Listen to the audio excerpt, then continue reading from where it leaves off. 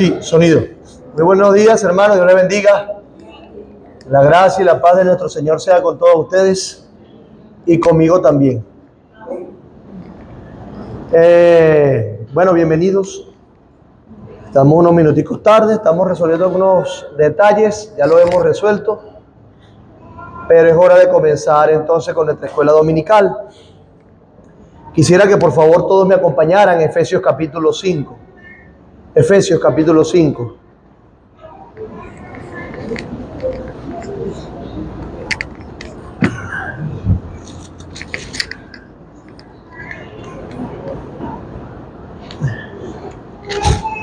Vamos a leer desde el versículo 21 hasta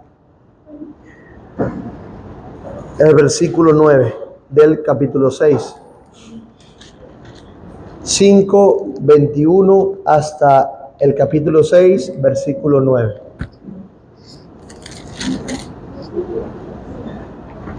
En los que estemos ubicados, bueno, decimos amén.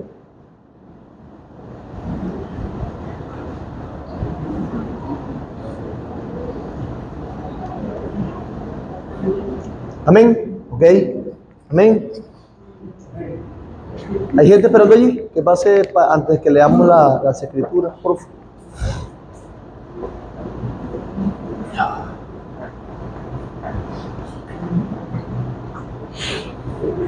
Ok, dice así la palabra de Dios.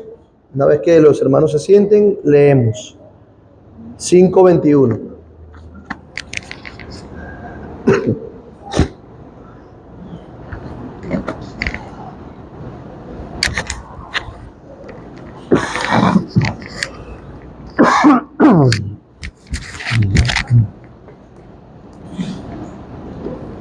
Dice así la palabra de Dios. Someteos unos a otros en el temor de Dios.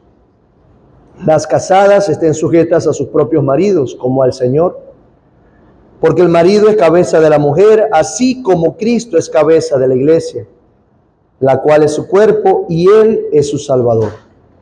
Así que, como la iglesia está sujeta a Cristo, así también las casadas lo estén a sus maridos en todo. Maridos, amad a vuestras mujeres, así como Cristo amó a la iglesia y se entregó a sí mismo por ella, para santificarla, habiéndola purificado en el lavamiento del agua por la palabra, a fin de presentársela a sí mismo una iglesia gloriosa, que no tuviese mancha ni arruga ni cosa semejante, sino que fuese santa y sin mancha. Así también los maridos deben amar a sus mujeres como a sus mismos cuerpos. El que ama a su mujer, a sí mismo se ama. Porque nadie aborreció jamás a su propia carne, sino que la sustenta y la cuida, como también Cristo a la iglesia, porque somos miembros de su cuerpo, de su carne y de sus huesos. Por esto dejará el hombre a su padre y a su madre, y se unirá a su mujer, y los dos serán una sola carne. Grande es este misterio, mas yo digo esto respecto de Cristo y de la iglesia. Por lo demás, cada uno de vosotros ame también a su mujer como a sí mismo, y la mujer respete a su marido. Hijos, obedeced en el Señor a vuestros padres, porque esto es justo. Honra a tu padre y a tu madre, que es el primer mandamiento con promesa, para que te vaya bien y seas de larga vida sobre la tierra. Y vosotros, padres, no provoquéis a ira a vuestros hijos, sino criarlos en disciplina y amonestación del Señor. Siervos, obedeced a vuestros amos terrenales con temor y temblor, con sencillez de vuestro corazón, como a Cristo, no sirviendo al ojo, como los que quieren agradar a los hombres, sino como siervos de Cristo, de corazón, haciendo la voluntad de Dios, sirviendo de buena voluntad, como al Señor y no a los hombres, sabiendo que el bien que cada uno hiciere, ese recibirá del Señor, sea siervo o sea libre. Y vosotros, amos, haced con ellos lo mismo, dejando las amenazas, sabiendo que el Señor de ellos y vuestro está en los cielos, y que para Él no hay acepción de personas. Oramos. Padre, quiero darte gracias. Queremos alabarte por tu palabra, porque alumbra y discierne las intenciones de nuestro corazón. Gracias por tu palabra, porque en medio de un mundo envuelto en caos moral, ético, donde se institucionalizan cosas aborrecibles ante tu presencia, donde se legislan cosas que van en contra de tu carácter, tú aún, y a pesar de nosotros, a pesar de que nuestro pecado nos estorba y nuestras concupiscencias aún están allí, inclinando nuestros corazones hacia el mal, tú en tu palabra nos has dado lo que necesitamos para guardar el orden que tú has establecido, para guardar tus principios. ¿Qué sería de nosotros sin tu palabra, sin la luz de ella? ¿Qué seríamos nosotros sin tu revelación, donde te has dado a conocer y donde nos recuerdas una y otra vez cuál es la verdad, cuál es el camino, cuál es la vida? ¿Qué seríamos nosotros, Señor, sin tener la bendición de ir en intimidad, leer tu palabra, reflexionar en ella, meditar en ella, recordarla, atesorarla y amarla? ¿Cuántas promesas, las cuales nos gozamos en ella y descansamos en ella? Pero también cuántas advertencias que nos hacen temblar y buscarte de manera constante. Por eso yo te ruego, Señor, que nos acompañes hoy en el nombre de Jesús, y que una vez más pasajes como este que acabamos de leer podamos atesorarlos para el bien de nuestras familias, para el bien de nuestras iglesias, para el bien de nuestra nación, para el avance de tu reino, para que todo ello redunde en la salvación de los pecadores para la gloria de tu nombre. Con el poder de tu Espíritu te rogamos que nos asistas y que nos hagas bien una vez más. En el nombre de Jesús. Amén.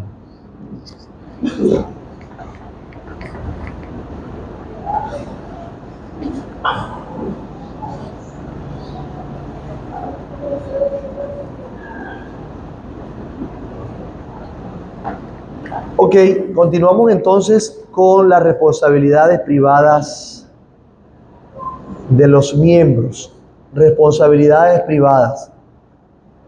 Cabe destacar que estamos en la recta final de nuestras clases de discipulado inicial que comenzamos hace varios meses atrás.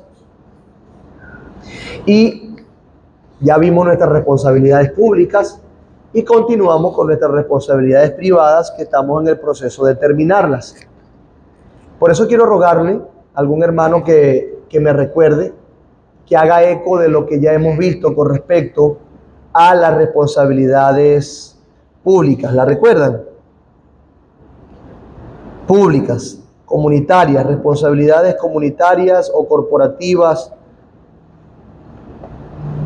de los miembros. Las corporativas. Cuénteme.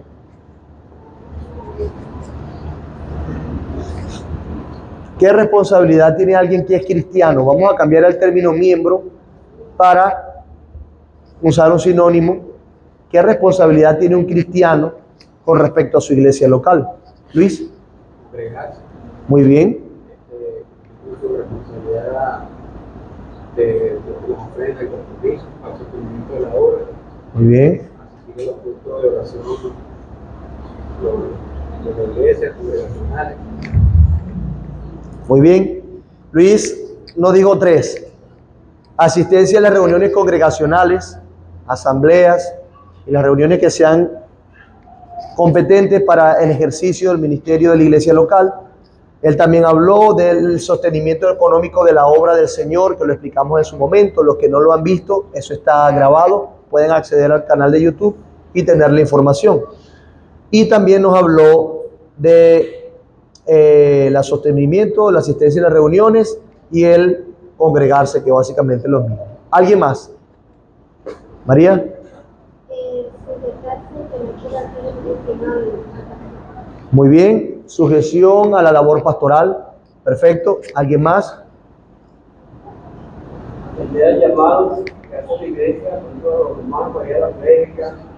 Muy bien, comprometerse con el avance del reino.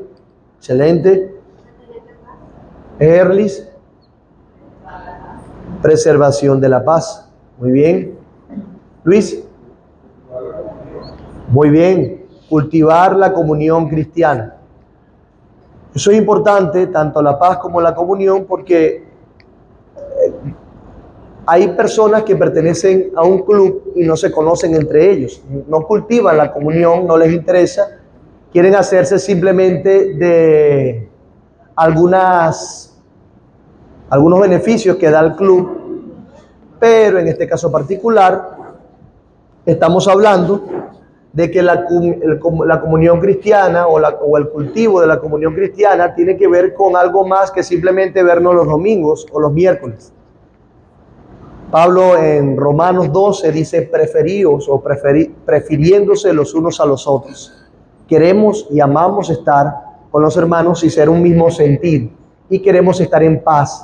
La paz con nuestro hermano repercute en la paz de toda la iglesia. ¿Ok? Entonces, eso. ¿Ibas a decir algo, mi hermano Mayra? Ya, sí, ya lo dije, ¿verdad? Ok, esas son las responsabilidades corporativas. Destaco una vez más, no se trata de simplemente que sea una responsabilidad para los miembros. Se espera de ellos por cuanto están sí diciendo que son cristianos bautizados. Pero todo aquel que es cristiano, la Biblia demanda esto. En segundo lugar, vimos las responsabilidades privadas. O estamos viendo las responsabilidades privadas.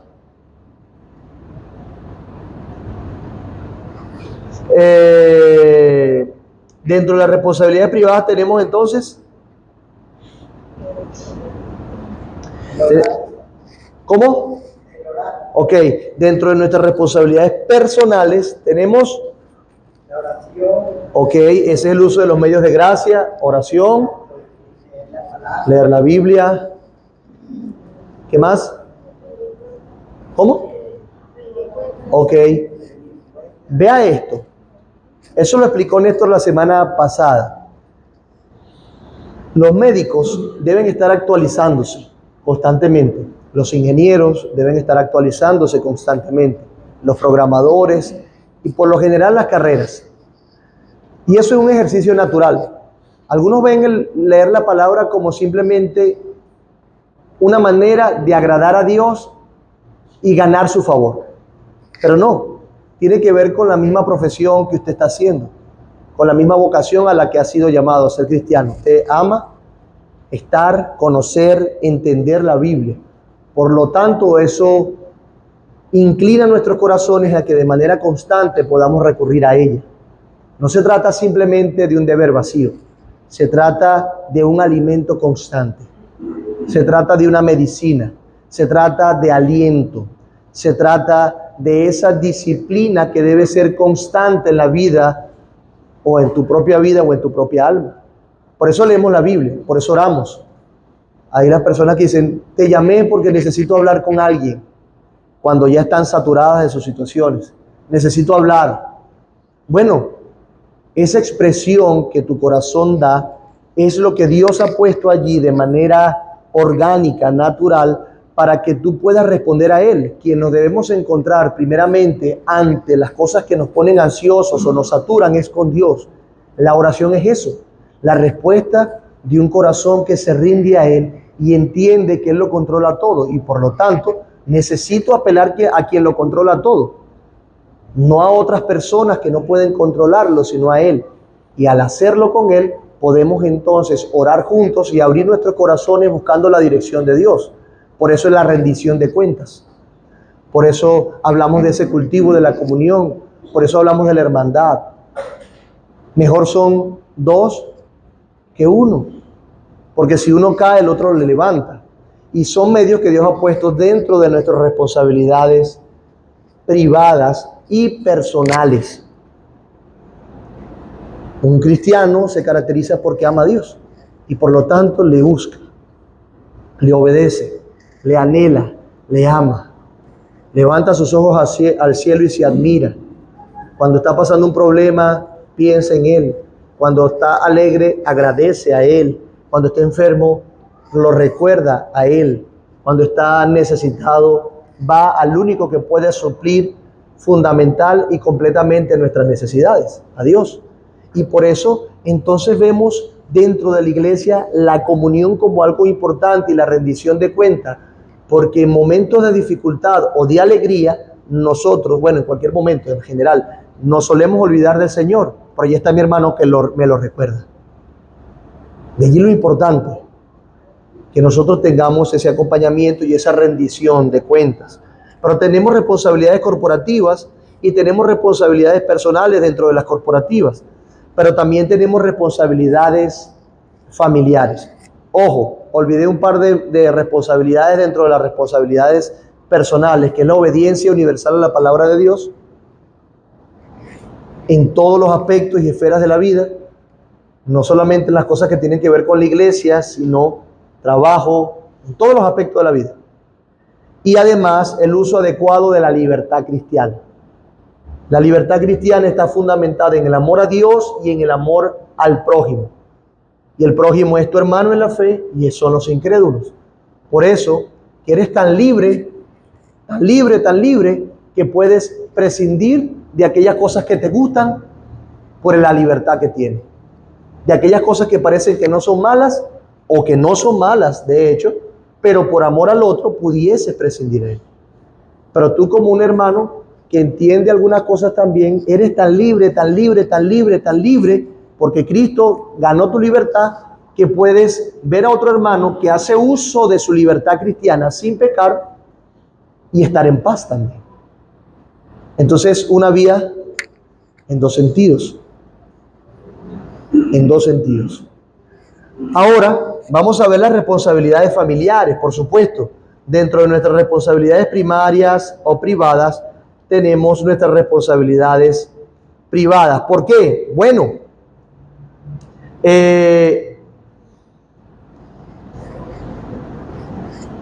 nosotros no solamente somos cristianos, nosotros no solamente somos emprendedores, no solamente somos jefes, no solamente somos estudiantes, somos varias cosas en una misma persona. No solamente somos jefes, no solamente somos líderes en alguna fundación o asociación civil, somos también esposos, esposas, hijos, padres, abuelos, tíos, tías, ¿verdad? Por eso es que es importante. Note que la idea de lo que se le demanda al cristiano o al miembro de la iglesia es simplemente lo que la Biblia dice del cristiano. ¿Qué dice la Biblia de un cristiano? Que un cristiano entonces muestra a Cristo en sus relaciones familiares. Un cristiano es más que decir soy cristiano o venir a la iglesia. Un cristiano lo es en la intimidad y lo es en su familia. No es tanto en su familia que comunica a Cristo en esos lugares, por eso es que es inconcebible, pues es algo que causa algo de inquietud cuando vemos a alguien que dice ser cristiano y lo es en la iglesia, pero en su casa vive de una manera desordenada, invirtiendo los roles, tomándose atribuciones que no tiene o cediendo atribuciones que Dios le dio, que sí tiene. Por eso es que cuando vemos en la Biblia lo que es un cristiano, lo era también en todos los aspectos de su vida. Por eso las relaciones familiares son importantes. La familia es importante. El núcleo o fundamento de la sociedad siempre ha sido y fue creado así, a la familia. Se trata de eso. Entonces, podremos ser mejores cristianos, podemos mostrar más nuestro amor a Dios en la medida que nosotros seamos cristianos fieles en nuestra familia. Por lo tanto, es importante hablar de las responsabilidades familiares. ¿Que la iglesia le da al creyente? No. Que Dios le ha dado o cómo ha hecho al creyente. Ha hecho al creyente con esas responsabilidades, como esposo, como esposa, como padre, como hijo. Mi intención no es ser exhaustivo en el tema, simplemente recordar algunos asuntos importantes que quizás pueden aperturar su mente a seguir indagando. Pero sí quisiera mencionar cosas que van a ser determinantes para nuestra vida cristiana y para entender lo que Dios espera de nosotros. Por lo tanto, es importante ver, en primer lugar, el deber de aquel que tiene la responsabilidad principal dentro de la familia. Y ese es el hombre. El hombre, hay hombre, puede ser hombre hijo, o puede ser hombre padre o esposo. Es la responsabilidad principal del esposo, ¿verdad? Que termina siendo padre también, si el Señor lo permite, si el Señor quiere. Pero hablemos del esposo. Una de las constituciones que estamos consultando para ultimar la nuestra dice de la siguiente manera: la Iglesia espera que sus miembros obedezcan las enseñanzas de las Escrituras con respecto a la familia y su gobierno. Como cabeza de la familia señalada por Dios, el esposo debe gobernar la casa con gentileza y amor, y con sabiduría y firmeza. Es claro lo que dice la palabra de Dios, lo acabamos de leer, Efesios capítulo 5. Esposos, amen a sus esposas, lideren. La cabeza de la mujer es el esposo, así como Cristo es la cabeza de la iglesia. Y esto es muy importante. Hay comparaciones que son triviales, que son generales, pero esta comparación rompe todos los esquemas, porque literalmente está no solamente haciendo una comparación o un símil, está haciendo o dando un argumento en esa comparación. Por cuanto Cristo es la cabeza de la iglesia, así ha diseñado Dios que el esposo sea cabeza de la esposa o de la mujer. Y esto es sumamente importante, porque tergiversar el modelo de Dios en la familia es proyectar una imagen inadecuada de la relación de Cristo con su iglesia. Por lo tanto, nosotros no debemos ser ligeros en esto, ni sucumbir ante las ideologías paganas que hay hoy en día.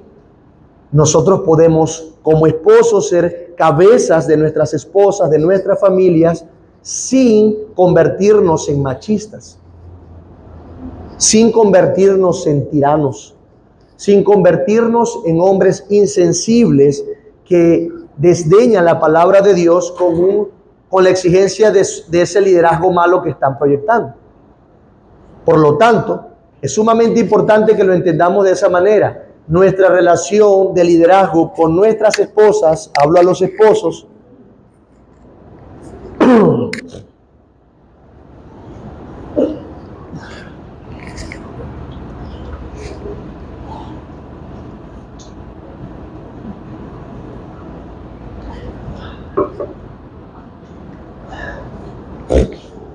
como les decía, nuestra relación de liderazgo con nuestras esposas depende y debe ser un reflejo de la relación de liderazgo de Cristo con su iglesia.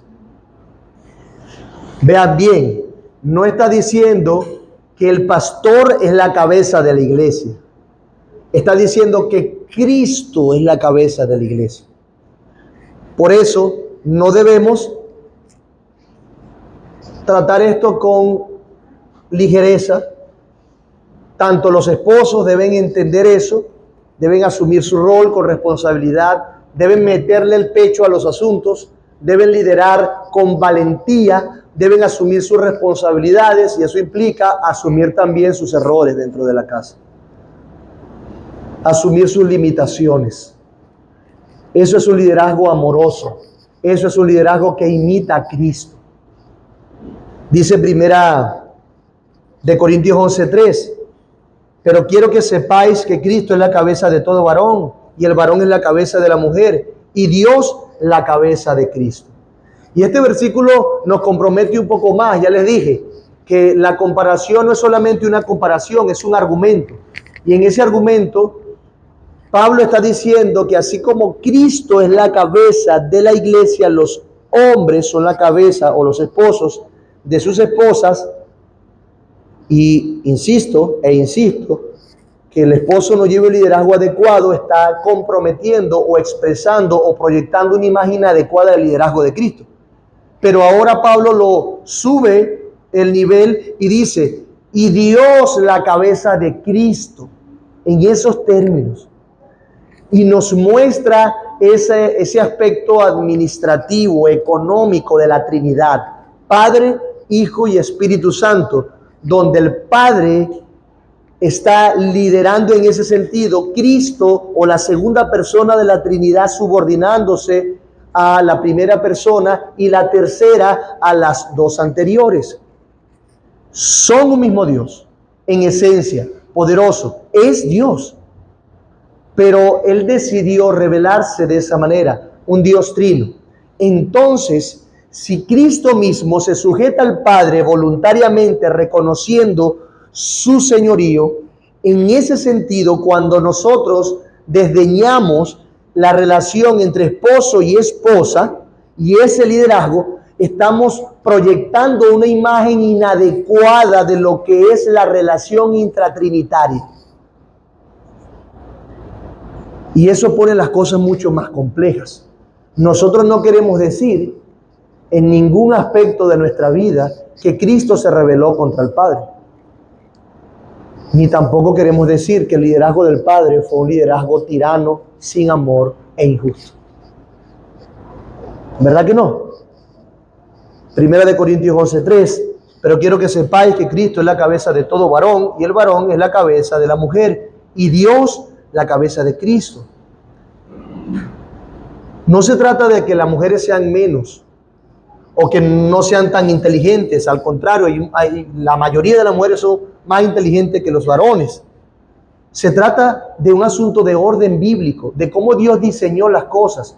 No podemos pretender que en nuestras familias nuestros hijos lideren, que en nuestras casas nuestros hijos lideren.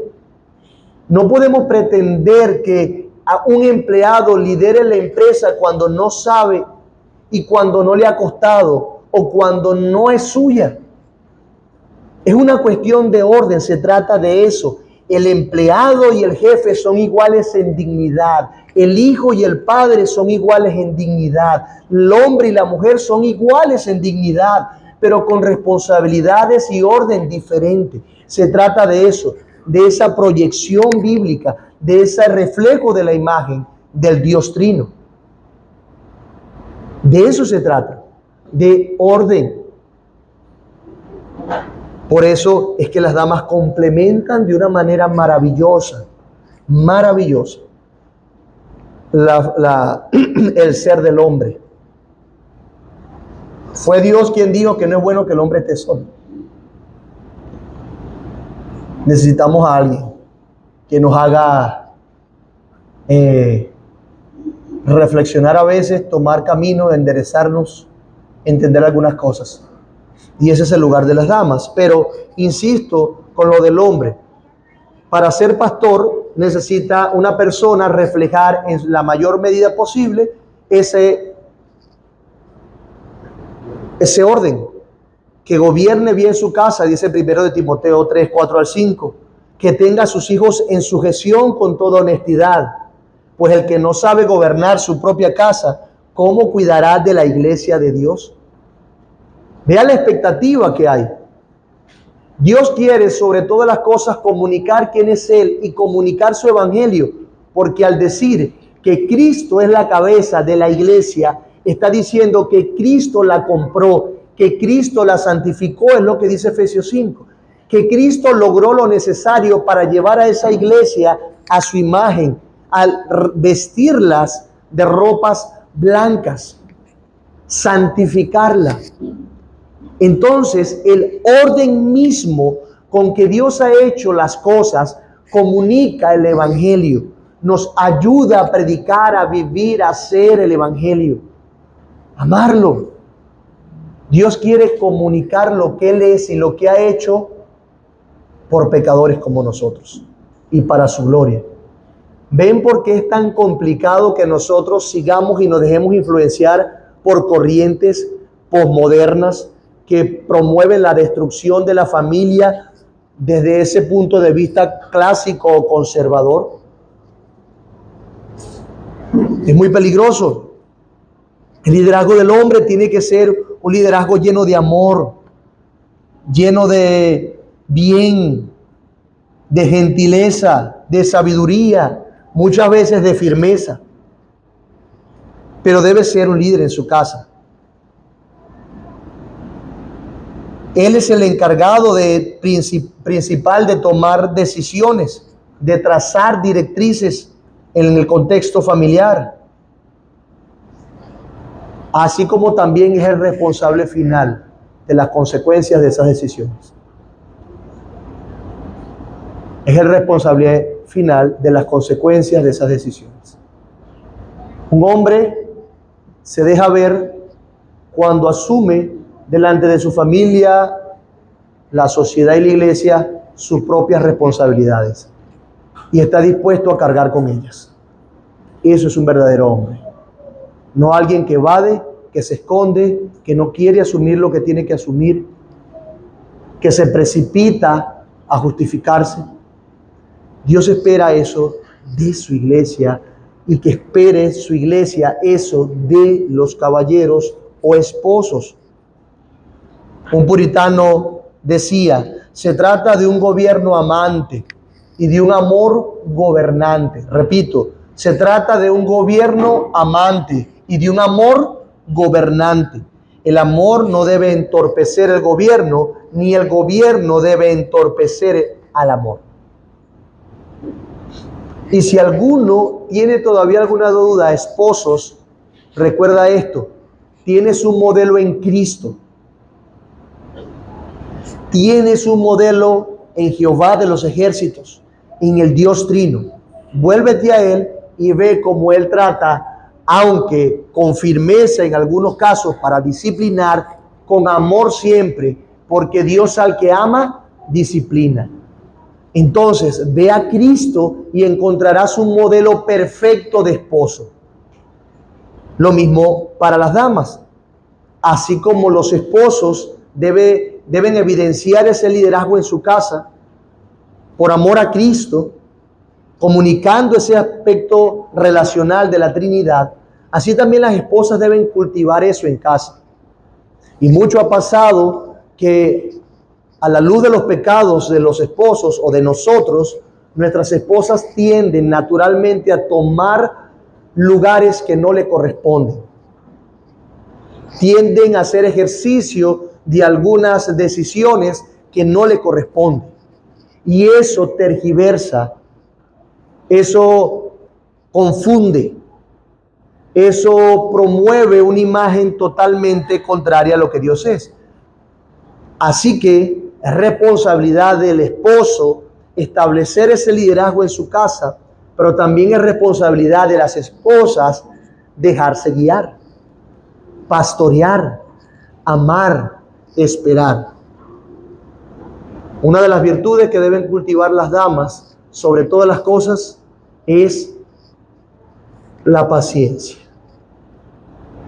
Se ha oído muchas veces que las damas dicen, cuando tienen 2 hijos, dicen que tienen 3. ¿Saben por qué? Porque el tercero es su esposo. Yo tengo que criarlo. Y supongamos que yo quiero usar esa ilustración peyorativa para decir, sí, supongamos que tienes que hacer algo para la santificación de tu esposo, por cuanto es tu hermano en la fe y por cuanto Dios te ha puesto para eso, para abrir tu boca con sabiduría. Por eso necesitas cultivar, mi amada hermana, mi amadas esposas y mi amada esposa también, la paciencia. La paciencia donde se descansa en Dios, donde se espera en Dios. Así como nosotros podemos vivir en cualquier nación, sea quien gobierne, porque sabemos que Dios algún momento pronto juzgará a los más poderosos de toda la tierra. Así también usted sepa, mi amada hermana, que es esposa, sepa que Dios juzgará también a su esposo. Y si Dios lo ama, lo disciplinará y lo va a corregir. Por eso tu esperanza no está en las virtudes de tu esposo, tu esperanza está en las virtudes de Cristo.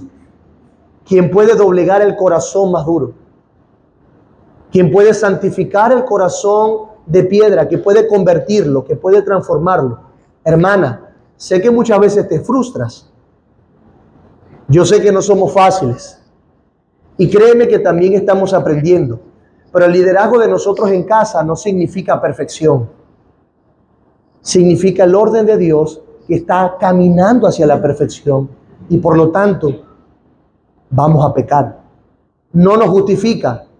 Pero esa es una realidad que debería poner equilibrio en nuestros corazones o en sus corazones al momento de tratar los asuntos. Efesios 5:22 dice: las casadas estén sujetas a sus propios maridos como al Señor. ¿A sus propios maridos cómo? Al Señor.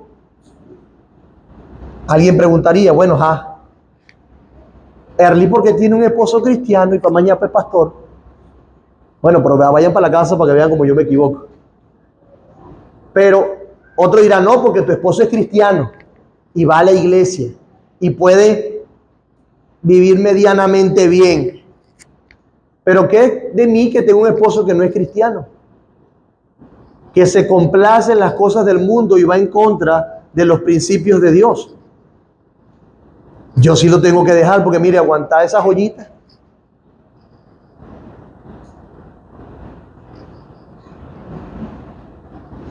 Una mujer cristiana que tiene un esposo que no es creyente o que duda de su profesión de fe o que está actuando como un no creyente o que ha sido encontrado recurrentemente en algún pecado en particular, pudiese ser creyente que está pasando por un momento de oscuridad o que está viviendo de una manera impenitente.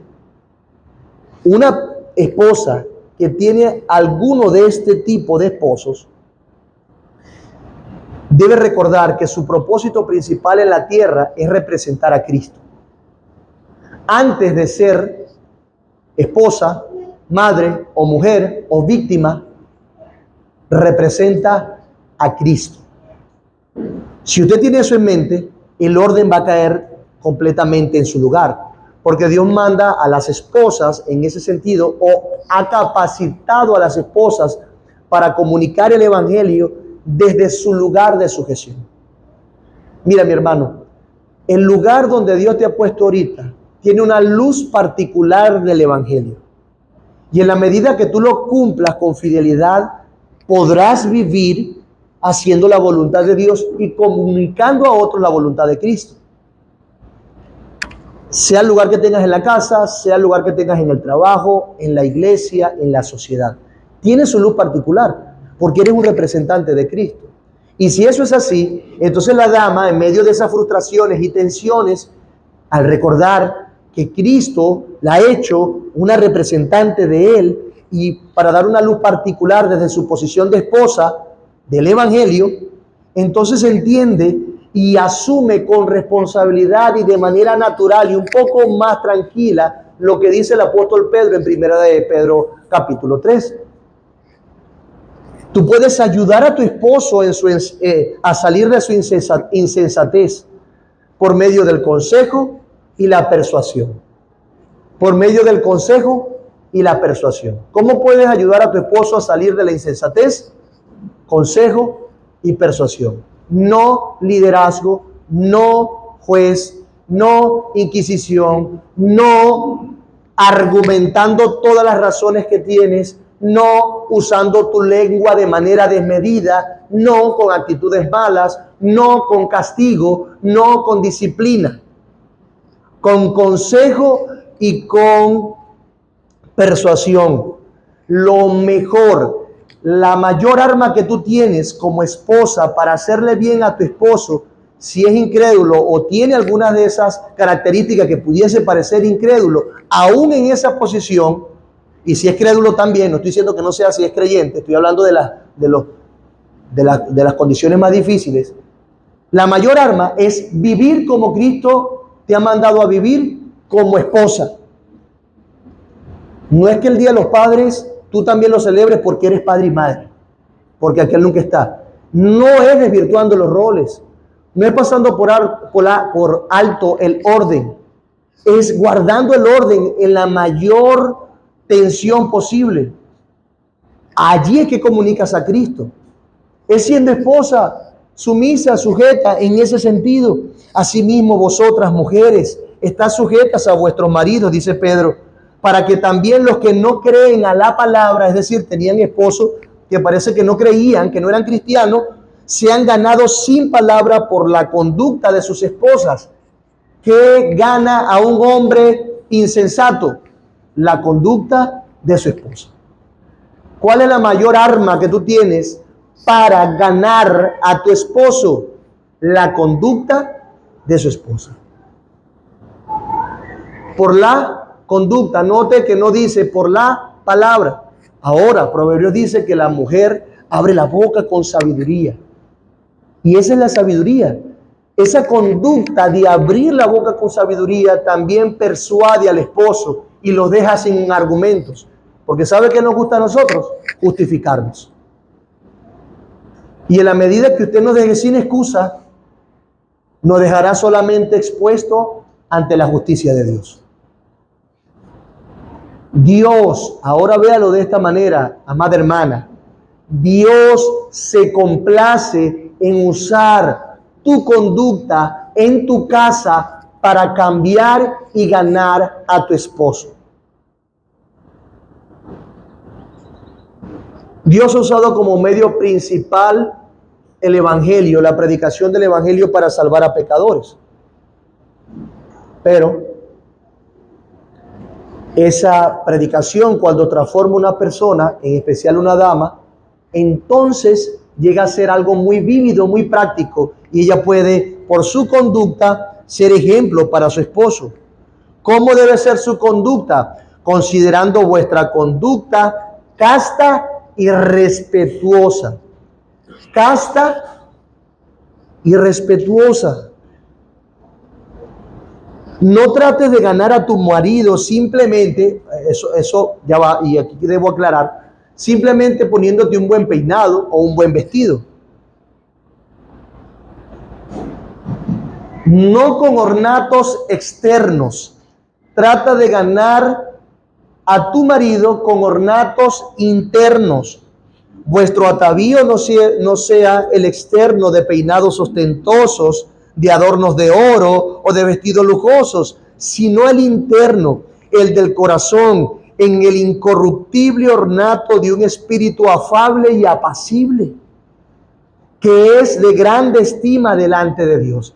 ¿Qué es de grande estima delante de Dios? Un corazón como, ¿verdad? Ese que busca lo incorruptible, lo interno, un espíritu afable, un espíritu apacible. Así podrás ganar a tu esposo.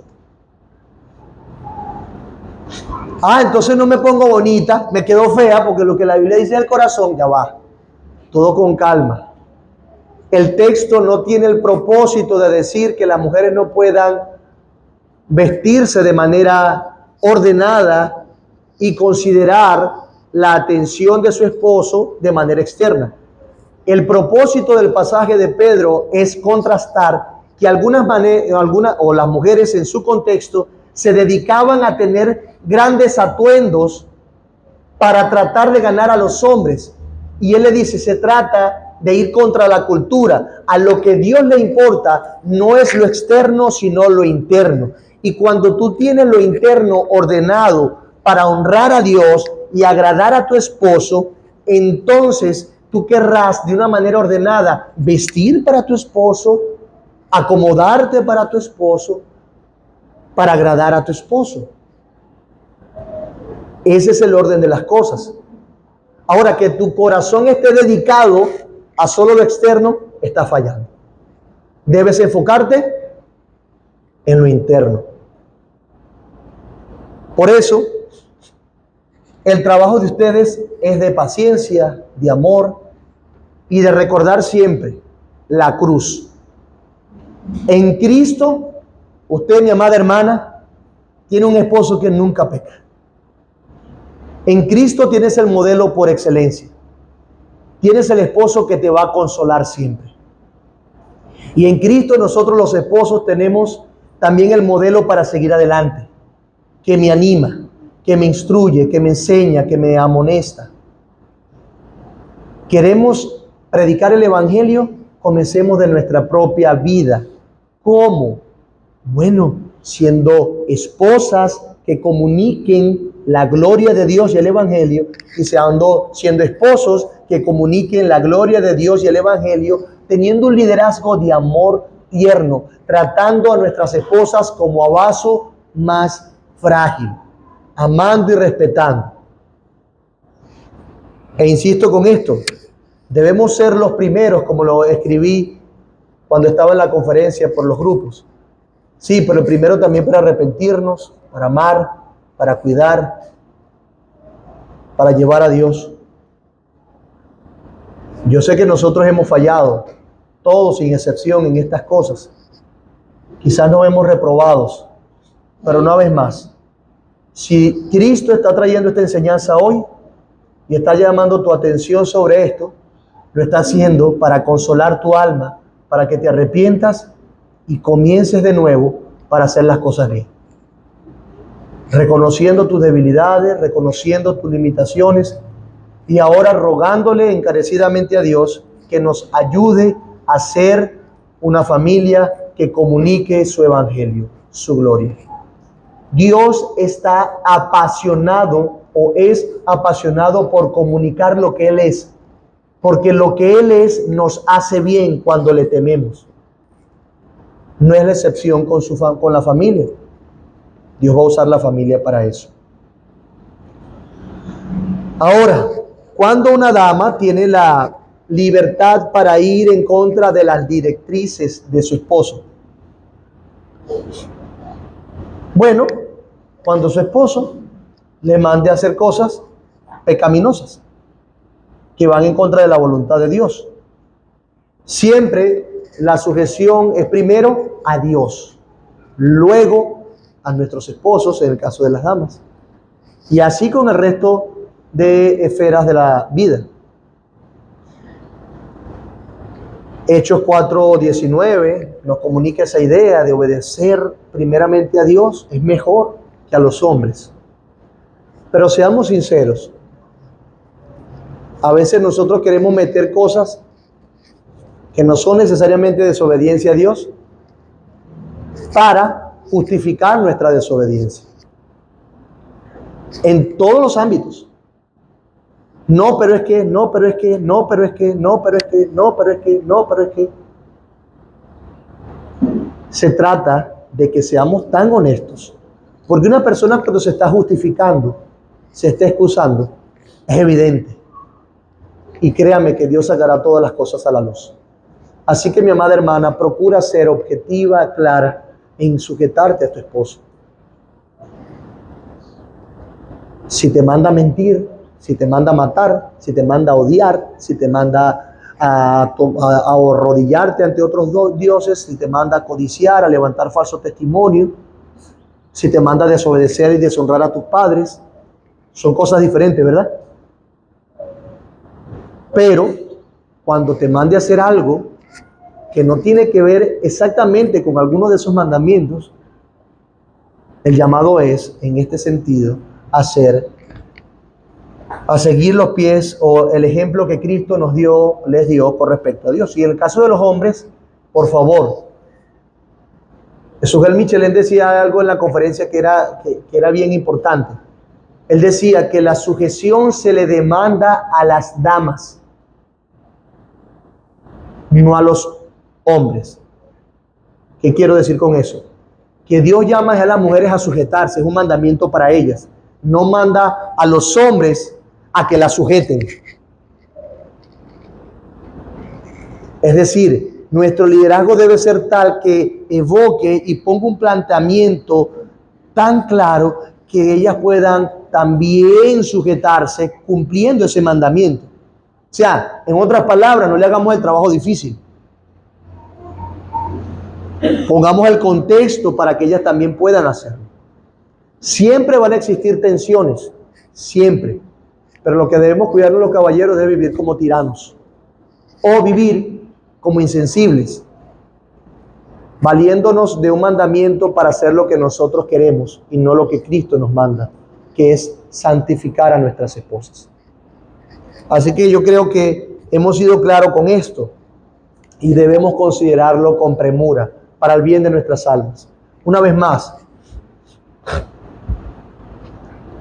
yo sé que la predicación o la exposición de la palabra de Dios pone sobre nosotros un peso bien interesante, ¿no? Pero cuando tú ves que es Dios que lo está poniendo, entonces puedes descansar. Se trata de Él. De allí ese famoso pasaje que yo cito tanto. Si alguna dama o algún caballero está cansado o cargado por su relación matrimonial, venid a mí todos los que están cargados y cansados, que yo los haré descansar. Llevad mi yugo, o sea, ponte esa responsabilidad sobre el hombro, que es fácil.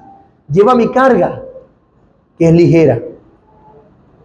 Aprended de mí, que soy manso y humilde de corazón, dijo Cristo, y hallaréis descanso para vuestras almas. El descanso para vuestras almas está en ir a Cristo, que Él nos descargue y ponernos la carga como Él quiere que nos las pongamos. Es decir, si el orden bíblico llega a ser una carga, entonces una carga fácil y ligera, que puedes llevar porque Cristo te ha capacitado con su Espíritu. Él te ha capacitado. El Señor nos ayude con eso, mis amados hermanos. ¿Alguna pregunta, alguna duda? Ok, hermana Clara.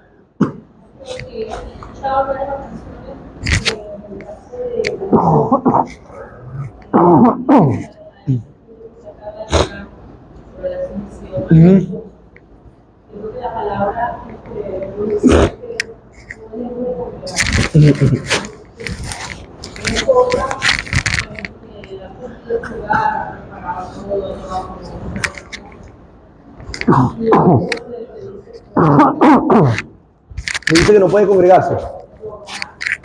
Ok.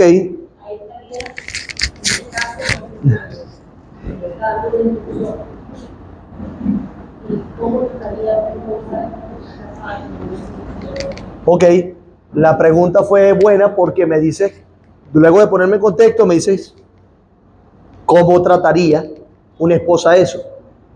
Y en este caso, hermanos, hay que ser muy entendidos y sabios y ser claros con respecto a lo que Dios espera de las damas. En este caso estamos hablando de damas. Una de las expresiones de la sujeción es que su conducta se apegue al liderazgo de la casa. ¿Cuál es nuestro objetivo con esto? Honrar a Dios. En el caso de las damas, su objetivo es obedecer a Dios. En el caso de las damas, su objetivo es buscar ganar a su esposo para Cristo. Y con respecto a esto, vamos un poco más amplio y pensamos, ¿cómo Dios nos gobierna? El gobierno de Dios se da a través de las diferentes instituciones, el Estado, la familia y la iglesia. Así Dios nos gobierna en las diferentes esferas de la vida. ¿Qué pasa con esta situación? Que muchas veces, por querer obedecer a Dios, las damas toman una postura muy bélica ante la demanda del esposo. Y quiero ir al grano porque sé que es así. Bueno, ya yo hice todo lo que me mandaste, ya yo mandé a hacer esto, ya tú me hiciste esto y esto, yo he estado toda la semana contigo, déjame ir. Y aún esa expresión, esa respuesta es muy bélica. Porque cuando una dama entendida ya sabe todas estas cosas, inclusive sujetándose a su esposo, comunica lo que para ella significa ir a la iglesia. Aunque algunas veces deba de prescindir de ir a la iglesia por el bien de su esposo. Porque Dios ha puesto ese gobierno. Ahora, la actitud es totalmente diferente en el caso de una dama que quiere ganar a su esposo y está agotando todos los recursos.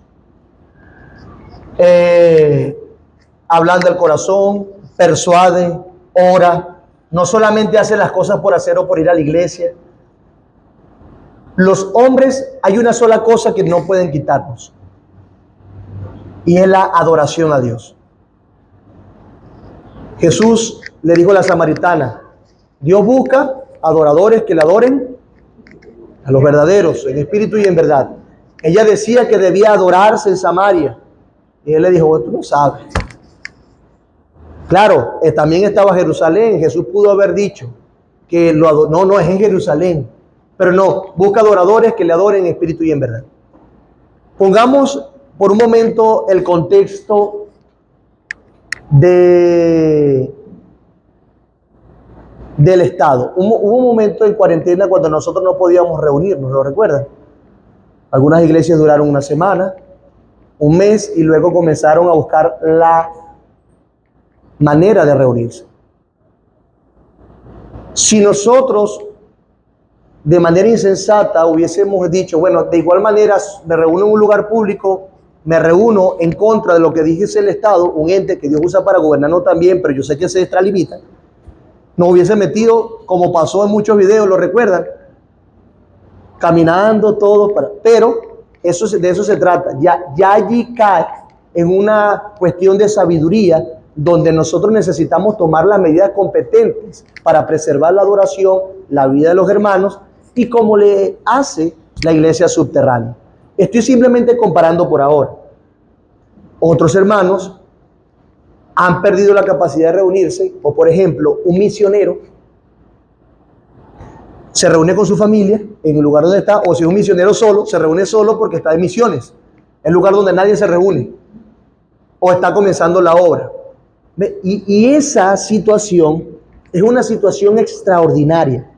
Y las situaciones extraordinarias se tratan de manera extraordinaria, sin socavar el principio del gobierno de Dios, sin socavar el principio de gobernar, de sujeción, y sin socavar la actitud que debe tener una dama en esa condición, que debe ser una conducta que procure comunicar un corazón tal que Dios use eso para ablandar el corazón de su esposo. Y créeme que hemos tenido resultados como eso. Hay momentos donde algunas damas no han podido venir porque su esposo no es creyente. Y bien, oramos por ella, le dice alguna actividad o cosa, pero ya nosotros sabemos que de manera extraordinaria es una tensión con la que debemos vivir y solucionar, procurando la empatía, procurando el amor y procurando entender estas cosas, la misericordia, y no simplemente ser estrictamente legalistas. Lo que sí debemos hacer cumplir el mandamiento es cuando tenemos las condiciones que Dios nos ha dado para cumplirlo naturalmente. Y eso siempre ha sido. No estoy diciendo que en algunos momentos nosotros debamos pecar contra Dios, no. Estoy diciendo que cada circunstancia tiene tu trato. Y con respecto a lo que estamos enseñando, lo natural es que nosotros, tengo una esposa creyente y yo soy creyente. Y por lo general es así. Cuando ocurre ese trato extraordinario es otra cosa. Inclusive dentro de nuestro contexto puede existir, y ha existido, esposas que tienen esposos que no son cristianos y la dejan venir a la iglesia. No por alguna frecuencia, no, simplemente porque ellos saben que está bien, porque les gusta, que ha visto algunos cambios, o X, Y, Z. Pero esos son casos que se tratan de manera particular. Hay ver por qué no. Hay ver qué tipo de esposo tienes. Si simplemente le dice, no, mi amor, lo que pasa es que me la paso toda la semana trabajando, quédate conmigo hoy. O simplemente le dice, tú no vas a salir por esto, y es un tirano que está coartando sus libertades y está de esa manera procurando la opresión sobre su esposa, que son otros tratos que podemos hablar luego, ¿sí? Que allí caería en una línea donde pudiese ese hombre estar rompiendo el pacto matrimonial, y en segundo lugar procurando, o mejor dicho, no preservando la vida de la mujer. Y en ese caso, si somos delicados, la Biblia dice que debemos de ser delicados y usar inclusive la competencia del Estado para denunciar cualquier caso de abuso que pueda existir. Una cosa no implica la otra. Si hay abuso, si hay intimidación, si hay denigración psicológica, como le llaman ahora, y física, eso es otra cosa. La Biblia es clara en decir que debemos preservar la vida de esa dama sobre todas las cosas. Por lo tanto, no puedo darte una respuesta simplemente directa, porque eso tiene sus aristas. Y sería poco sabio y honesto. Por eso amplié la manera. Entonces, por lo que queda, aquellas que traten de hacer lo que esté a su alcance, usted puede quedarse adorando si su esposo se lo dice, y si usted lo dice 2 veces, ok. Y si mi vida, ya me he quedado un mes. Por favor, ve la actitud, te lo ruego. No, porque yo me voy a ir aquí. No, y eso que eres evangélico, lo primero que voy a decir. No importa lo que digan, no, pero que quiero que vean que se trata del corazón, no tanto de cumplir la regla. La regla se cumple de verdaderamente cuando el corazón está ganado a ello. De lo contrario es legalismo. Robertson. Al final, cuando había situaciones en las que se podía obedecer al esposo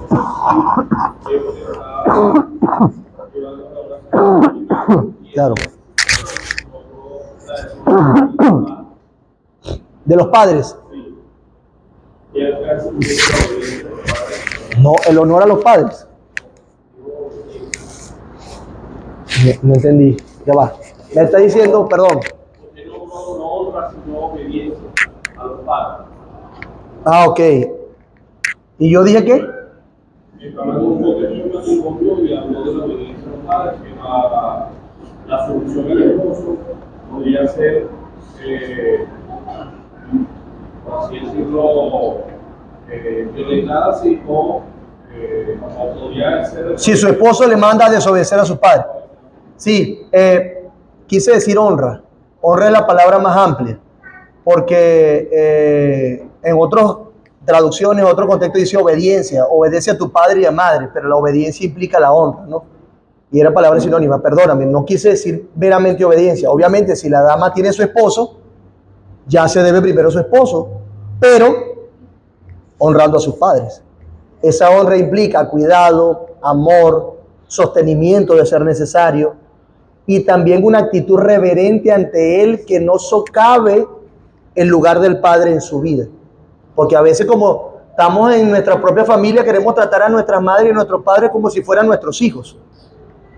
Como yo le doy plata, entonces ellos tienen que hacer todo lo que yo le digo. Porque yo le doy esto, y eso es algo que debemos controlar. Honra a tu padre, honra a tu madre, no significa luego que tú te vas, que lo vas a tener como sometidos.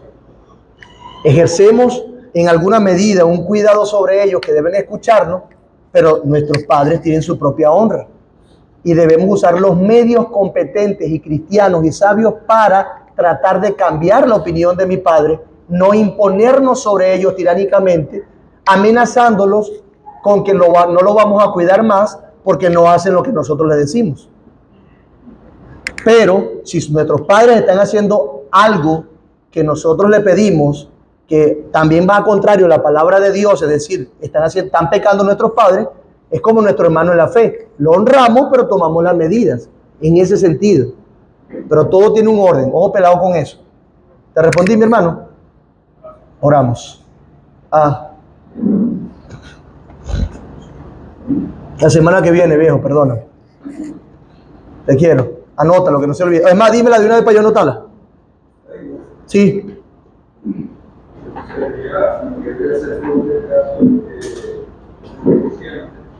Que la mujer le pegue. ¿Qué dijiste?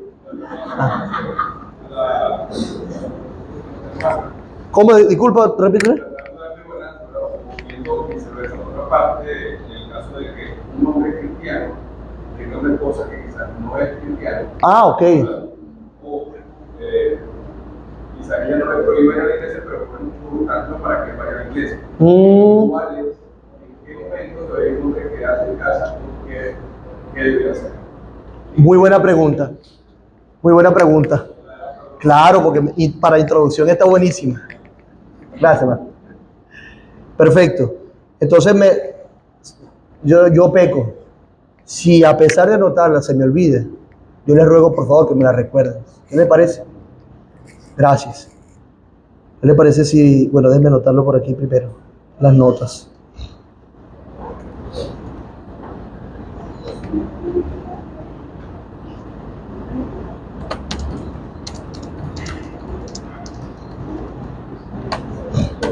Oramos. Señor, gracias por tu palabra y por instruirnos. Gracias por hacernos bien. Yo te ruego que esto que hemos aprendido hoy, antes de ser una carga, lo veamos como de parte tuya. Mi deseo y mis esfuerzos será comunicar tu carácter en esto, Señor. Perdona mis limitaciones. Para lo que yo no pude hacer, te ruego que lo haga tu Santo Espíritu, que sí es eficaz siempre, que su obra y su ministerio es perfecto. Obra, Espíritu Santo, en nuestros corazones, para conocerte más, para amarte más, y que nuestra expectativa y el anhelo de ver resultados esté puesto en ti. Llénanos de paciencia. Nadie dijo que vivir como tú nos has mandado, amándote a ti, va a traer resultados en otra persona de la noche a la mañana. Pero si tú tienes a bien, si tú quieres, Señor, conforme a tus misericordias, conforme a los méritos de Cristo, obra en nuestros cónyuges, te lo ruego, y obra primeramente en nosotros. Nos ponemos en tus manos y permítenos ser cristianos y en consecuencia miembros de esta iglesia, saludables, que promuevan tu evangelio desde sus núcleos familiares. En el nombre de Jesús. Amén.